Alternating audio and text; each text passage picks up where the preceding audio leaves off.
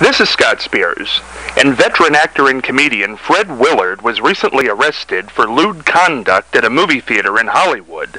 According to TMZ, Willard was caught with his pants down in the Tiki Theater in Hollywood when LAPD undercover vice cops went into the theater. PBS has told the New York Times that due to the incident, Willard will no longer be the narrator of Market Warriors, a news show that is a spin-off of Antiques Roadshow. Joining us today to help sort all this out is the author of a great new book, How Dare You Say How Dare Me, legendary comedian, one of my favorite people, Pat Cooper. Pat, how are you? I'm old again, but that's okay. I'm fine, and I should leave the man. Is this where the vice are in theaters? When we got murderers on the street, we got perverts walking, trying to grab children off the streets, and we got a guy that's going to get arrested because he's having pleasure in a theater. I mean, the president, he had pleasure in the Oval Office. He didn't even own the damn place. Well, now we had to pay $390 for a new carpet. I mean, give me a break. Why don't they, you know what's going to happen to this guy? Look, with the same that happened to Pee Wee Herman. He's going to get another series. How does that make you feel in your business, show business, that when somebody does this, they get a deal? I think my personal opinion, and anyone that's in that situation is a lonely person, a very sad person. He probably got no friends, and probably just, to him at that point, he just control himself. So he went to a theater. I don't approve of anybody doing that in a theater and upsetting other people, but most of the people that go to a porno theater, they go there to see pleasure and try to give themselves pleasure. 9 out of 10 don't touch themselves, but then there's always that one guy that'll touch himself and he gets caught. Now, I was in a porn theater many years ago in Atlantic City. I was the only one in the theater. Next thing I know, somebody taps me on the shoulder and said, "Excuse me, is that seat next to you taken?" And I says, "I don't believe this. This guy taps, he's looking for a seat next to me." I got up and left. But this is life. What are you going to do? Everything today is sexual on the set. Every time you turn on the set, the television, it's about sex. It's about women, it's about the Kardashians. It's about people being nosy. Instead of wondering who's going to get the health insurance, instead of wondering about who's protecting the streets, instead of wondering about why is he masturbating, let's help the guy. I mean, right away they took him off the series, so what does that make him? Made him horny. So he was in a place that maybe he shouldn't have been, so maybe he don't have a place to do it. I'll give you another story many years ago, which was unheard of. A friend of mine's 25th anniversary. You know what he got his wife for 25th anniversary? He got her a woman. He got her a woman, my Otagar, when the neighborhood found out he had to move. I'd have stood there.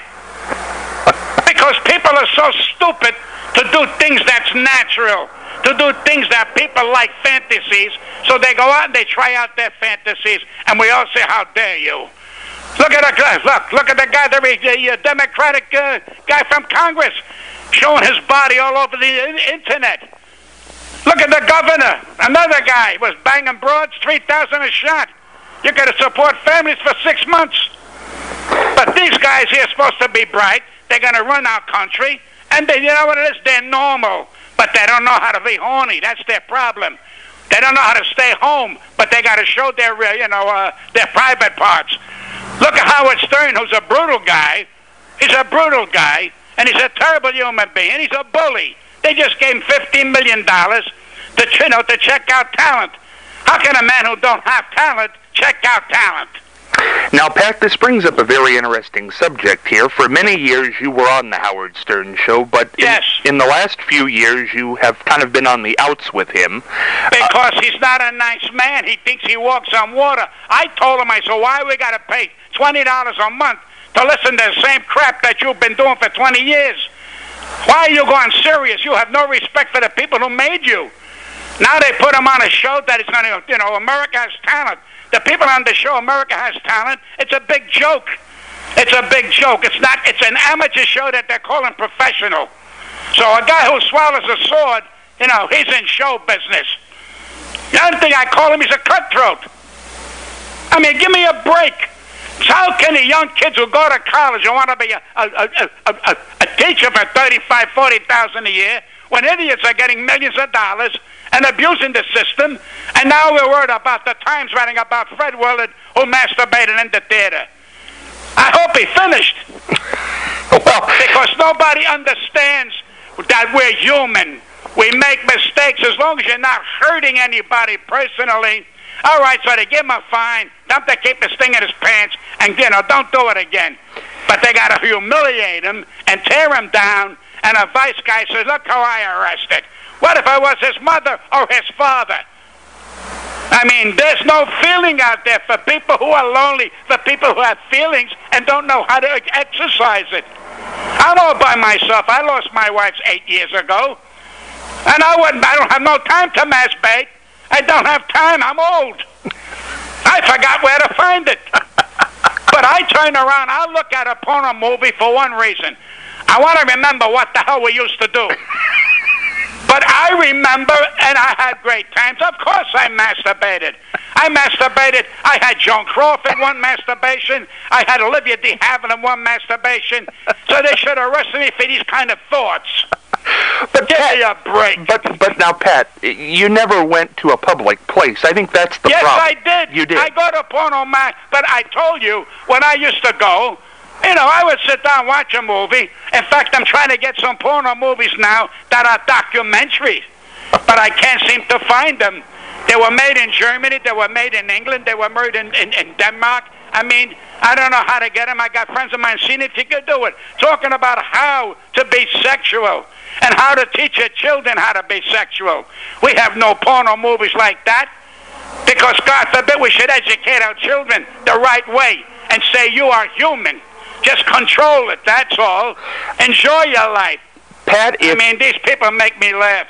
Pat, if Fred Willard had went to the porno theater and not masturbate, or pulled his pants down is what they're saying, would it be an issue? I think that's the issue, that he masturbated in public. I understand that. I don't approve of that. Yesterday they showed on the television in Philadelphia a man grabbing a kid, a 5-year-old kid. Good thing we had those cameras. That, what to me is more important. I say, Fred Willard, get him, slap him on the hand and say, listen, there's a place. He might be terribly lonely. I'm not defending him. This is a hell of an actor. He's probably the nicest guy in the world. He's probably got nobody. And he says, what am I to do? Rather than do it in his house, I'll go in the theater and make believe I'm having an affair with that girl on the screen. Who the hell knows? Well, the question then begs itself. He has been fired from one of his jobs. Does a company have the right to fire you for something you do off the clock? Well, listen, what about the guy on Fox? What's his name? I can't think of his name offhand. The guy on Fox that made fun of the black girls who were basketball players. Oh, Don Imus. Imus. Yeah. They fired him, and he settled for $20 million. Hello? And then Fox puts him on. So look at the hypocrisy of Fox. He gets thrown off one place, and they hire him here. So what's going to happen if they hire Fred Willard tomorrow? What are they going to say? You shouldn't have done that. He masturbated. Did he commit a crime? Yes, he did it in a theater. Okay, so you give him 30 days. Look at the basketball players. They shoot each other with guns. Look at Michael Vick. $100 million deal with the Philadelphia Phillies. Look at the hypocrites of the Philadelphia people. Here's a guy turning around, having dog fights, and they gave him $100 million. And every time he threw a football and got a touchdown, we love you, Mike. What a hypocrisy society we have. How dare they? How dare they allow to give this man $100 million or Howard Stern $50 million? They're not good for the society. Well, Pat, yes, I think you're exactly right on all those issues, but the question is, if Fred Willard is in kid shows, or shows that have a wholesome image, like PBS, public broadcasting, very wholesome, when you have a story like this go out, doesn't it kind of hurt that show in a way if he's still on it? Yes, because a lot of people say that's the guy that was caught masturbating in the theater. Then the next day, that's the guy who masturbated in the theater. By Thursday of next week, I like his acting. I told you, Pee Wee Herman did the same thing. And he wound up on television. He wound up in a Pee Wee Herman circus. What are you going to do to Fred now? Punish him more than Pee Wee Herman? I mean, come on, I know what you're saying. I'm ashamed that the man would have to do that. I would never do it because I'm too stupid. I have class. I have to know the rules and regulations. I'm scared of getting caught doing anything wrong. I robbed $5 on my mother's pocketbook. She almost threw me out the window. And I'm her son. If you ever do that again, I'll kill you. How dare you? Well, that's the question, Pat. As a celebrity, which you were one of the biggest and are one of the biggest, what is the rule of thumb when people know who you are? Because that's what, if he would have done this at home, who would have known, who would have cared? As a celebrity, don't you kind of have to be aware, especially in this day and age, to not go to a theater? In this day and age, listen, right now I am disappointed in the whole new era that we're going through. I mean, when you see shows on that should not be on, that are absolutely disgusting, but we're not allowed to say that because the sponsors are making millions of dollars. And I bring up the Kardashians. I don't got nothing against them personally. I get that Kim Kardashian gets married 72 days later. She turns around, and now she's walking around with another guy, and they just signed her a 3-year contract. How dare they do that? How dare they shove these people down our throat? What about that? So if you're going to put Fred Willard off and tell him he can't make a living no more, then you better tell those people they can't make a living because that's the worst family on the planet. Well, what is the rule as a celebrity, Pat? What would you do at home that you would not do in public? Because people are watching because it's Pat Cooper. You know what? Listen to me. Look, I'm a different animal. I'm a different animal. I still believe in right is right and wrong is wrong. I still believe that. I still believe that we don't have any more decency like we used to. They should go to college, and the first thing is teach them how to be people. Teach them to take the garbage out. That's what I told my granddaughter. She had a skirt on that you saw her behind. I said, why don't you walk backwards?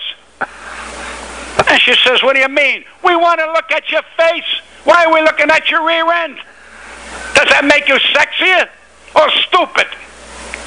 And she don't know because I'm a very hard guy, but I'd kill for her. I would take a bullet in my head for her. But I'm just trying to help her. I don't want to see Fred Willard get hurt. He did something wrong. Of course he did. Of course he did.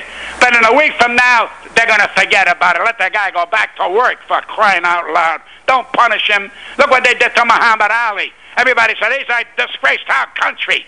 All of a sudden, he turned around. He said, I'm not going to serve my country because the black people are treated like no right, legal people.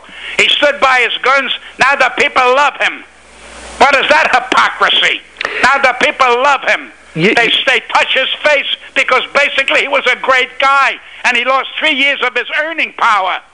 And the only one stood behind him was Howard Cosell. Yeah. What about those people who said, they ought to shoot him? Yeah, that black guy back. Now they love him. You hypocrite. Absolutely. Ain't you glad you called me? No, I'm always glad I talked to you, Pat. It's always an interesting opinion. Has there ever been a time in your career, because you're an honest guy, there's no doubt about that, maybe nothing of this level, that you did something as a celebrity that you didn't want people to see, that somebody took a picture or took a video and you were mad about it? Yes. Tell me about it. I had sex with my wife in the dressing room. Really? Yes, in Las Vegas. I went nuts. I hugged that kiss and we started talking about Deep Throat. My wife never saw a porno movie, and Sammy Davis, and this is document, he bought out the theater. Excuse me, it's in Reno. It was in Reno at Harris.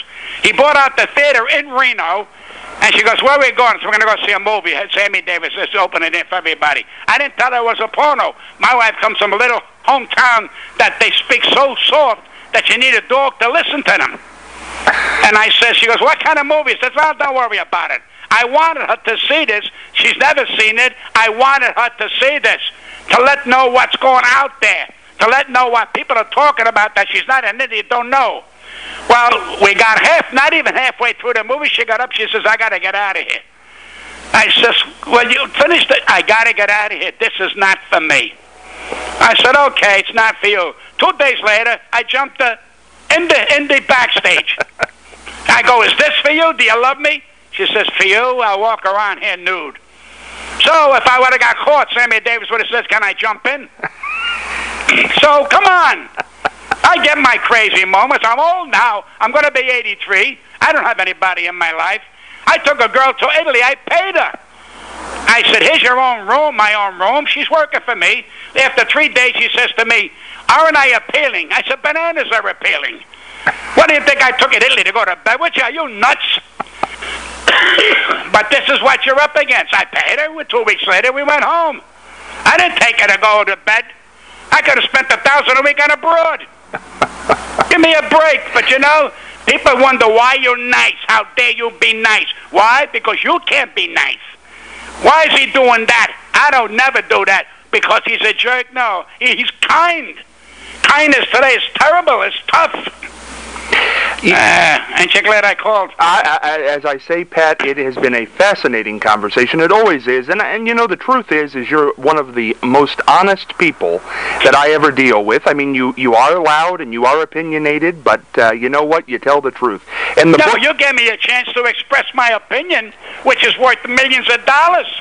I mean, what you did for me by letting me yell and scream over the air, and people in Ohio, how far this show of yours goes, whether they like me or not, but they heard it from me. I don't hear it from anybody else. I don't think it's funny. People that call me today say, this jerk, this fool. What about if it was your son? Yeah. Let's start with that. What if it was your mother? Let's start with that. Okay, let's talk about the comics. Some of their material is filthy, low garbage. Let's talk with that. And they're making millions of dollars. So, there you go. Pat, how do you... We're going to clean up. We got to clean up all or none at all. That's it. Pat, I want to ask you one parting question here. What do you feel? I mean, we picked up on it somewhat. Your business today, stand-up comedy, what's your feeling on it? I like stand-up comedy. That's true stand-up. I came from my era. I learned from the greatest comics who were Jewish. They had a rhythm. You'll never see that again. The Sid Caesars, the Milton Berles, the Henny Youngmans. You ain't going to see that. It's in their genes. I tell people the reason they're funnier, they're born with it. And I learned about a flow, a comedic flow. That's why I lasted all these years. And then I opened my mouth on what's his name, the guy that goes on after Johnny Carson. Tom Snyder. I opened my mouth and told people what I didn't like about the people I was working with, and people said, you lost your career. I'm still here. What do you mean I lost my career? I still got a fan base. I'm not begging for a job. I made a nice piece of change. God bless. I took care of my grandkids. Oh, yeah, and I got no education. How lucky can I get? My daughter turns around $42,000 a year. I said, I made that last night. And I'm a dummy. You know, Pat, that's interesting. That appearance you did on Tom Snyder's Tomorrow Show 30 years ago, after you did that, was there anybody who didn't speak to you again in your business? Yes, I had a lot of people say, you ought to be ashamed of yourself. You finished the show business. I said, really? I got more phone calls to go to work. I got more phone calls for people say, I want the guy that went on Howard, that went on Tom Snyder and blasted some of the performers he worked with. Who was the worst? And they gave me more money. Who was the worst? Which celebrity called you and gave you the hardest time? Copacabana. Flamingo. In Vegas. I went up and, I'm sorry? Was there a person in general, was there a celebrity that said, I won't work with him anymore after that?